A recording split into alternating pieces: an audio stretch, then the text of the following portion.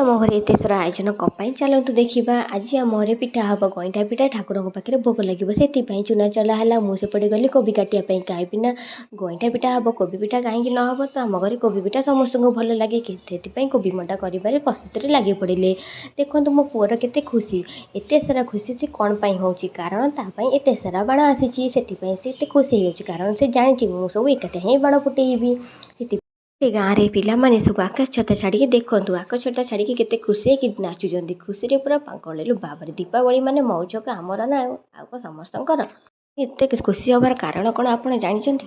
କାରଣ ହେଉଛି ଆଜି ରାମଚନ୍ଦ୍ର ବନବାସରୁ ଆସିଥିଲେ ଅଯୋଧ୍ୟା ରାଜନକୁ। ତ ସେଥିପାଇଁ ଗାଁ ସାରା ସବୁ ଅଯୋଧ୍ୟାରେ ଦୀପ ଜାଳିଥିଲେ ଆଉ ଆଲୋକରେ ଗାଁ ସାରା ସଜେଇ ଦେଇଥିଲେ। ସେଥିପାଇଁ ଏହି ଦୀପାବଳିକି ପାଳନ କରାଯାଏ କାହିଁକିନା ରାମଚନ୍ଦ୍ର 14 ବର୍ଷ ବନବାସ ଯାଇଥିଲେ ନା, ଯେଉଁଦିନ ଫେରିଥିଲେ ଘରକୁ ଅଯୋଧ୍ୟା ରାଜନକୁ ସେଇଦିନ ହିଁ ଦୀପାବଳି ପାଳନ କରାଯାଇଥିଲା। ସେଥିପାଇଁ ଦୀପାବଳି ପାଳନ କରାଯାଏ।